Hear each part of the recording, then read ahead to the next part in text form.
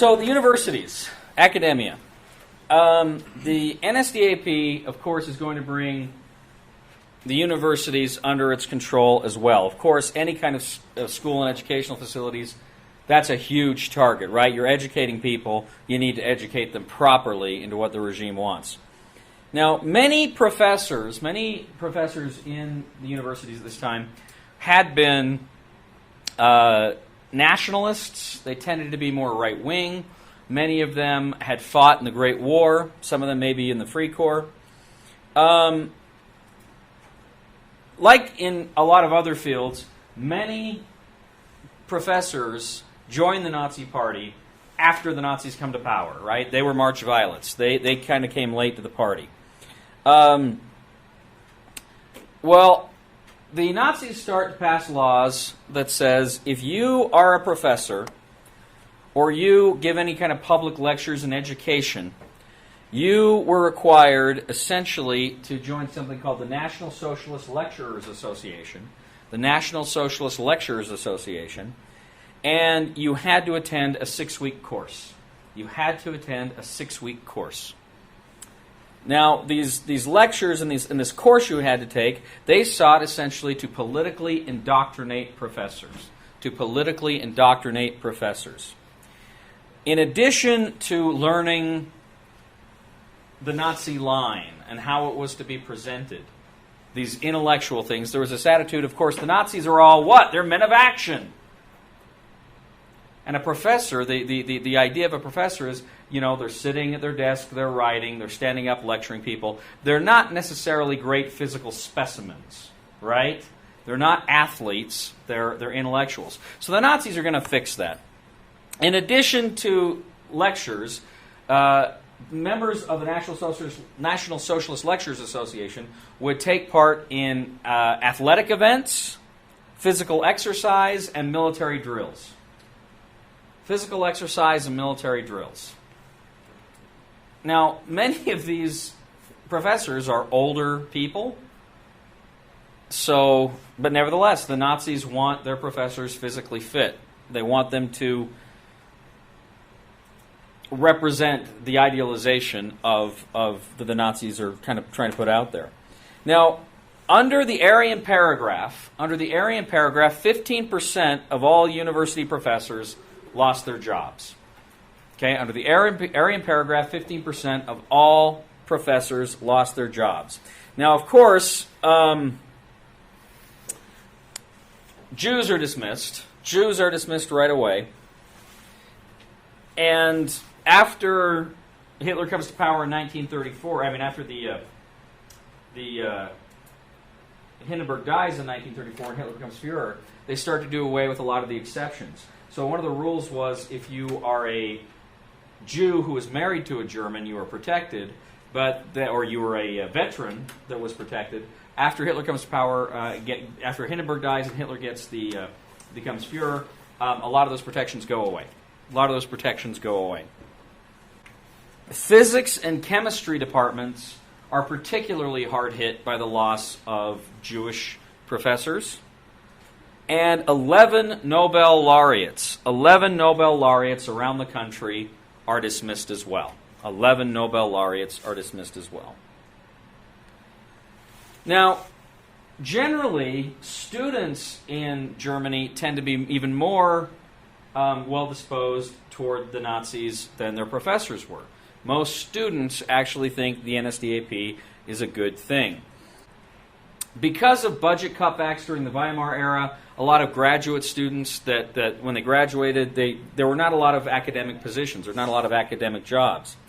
So you had a lot of disillusioned, academically trained, college-educated, sometimes graduate degree people who are disillusioned with their job prospects, and they gravitated toward the NSDAP there.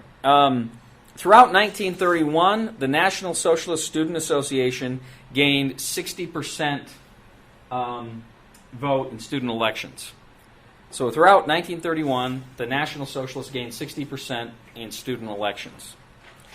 Also, students tended to be more anti-Semitic than the older generation. Younger people tended to be more anti-Semitic than the older generation. it is students, a lot of times at universities, who are protesting the number of Jews enrolled in school and calling for quotas. Only so many Jews should be allowed to attend school. It is Nazi student organizations that begin to organize literary purges. And they begin to burn books of Jewish writers and intellectuals, anti-German intellectuals, communists. Action against the un-German spirit, they would call it. Action against the un-German spirit. Among the authors that are consigned to the fire, of course, like Sigmund Freud, we mentioned, but also Remarque, Mann, but also Americans like Ernest Hemingway, John Steinbeck are banned. The National Socialist Student Association, it actually published the 12 theses against the un-German spirit. 12 theses against the un-German spirit. This document said such things as, quote, if a Jew writes in German, he is lying. If a Jew writes in German, he is lying. And Germany's most dangerous adversary is the Jew. Germany's most dangerous adversary is the Jew. Goebbels, one of the biggest book-burning rallies he orchestrates, is not long after they post this 12 Theses Against the Un-German Spirit, and he kind of caters to these students. He has this large book burning with torches, and there's cameras there taking pictures of this, celebrating this book burning. And Goebbels said, quote, the age of exaggerated Jewish intellectualism is now at an end. The age of exaggerated Jewish intellectualism is now at an end. In 1932, there were 118,000 students in German universities. 1932, 118,000 students in German universities. About 24,000 of them were women. About 24,000 of them were women. Okay, so 1932, last year of the Weimar Republic, 118,000 students, 24,000 women. By 1938, 5 years after the Nazis had been in power, enrollment had fallen. There were only about 51,000 students in college. Only about 51,000 students in college, and only about 6,000 of them were women. Only about 6,000 of them were women. And this is because by 1935, you're going to have rearmament, you're going to have more young people serving in the military, you're going to have other Nazi groups that are calling for their attention, you're going to have more and more young men, like as I say, joining the armed forces. University students increasingly have to balance their time as a student with all their various obligations to Nazi organizations. Now, not every student is a member of the party, but most of them are. Because if you're a member of the party, your prospects for the future are better, your prospects of getting a good job are better, so most students would join the party and join Nazi student associations. So sometimes you're so busy working with these things, your grades are going to take a hit there.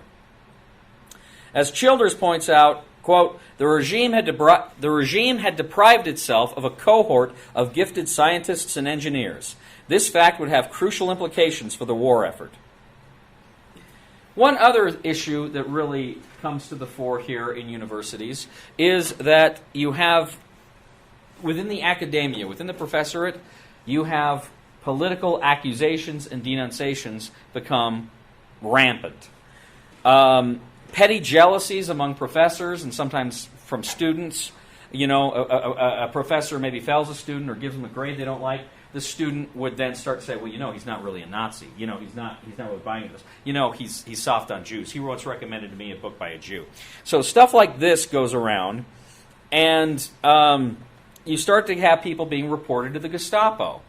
People are reported to the secret police, accusing professors or even colleges of anti-German attitudes or outright crimes.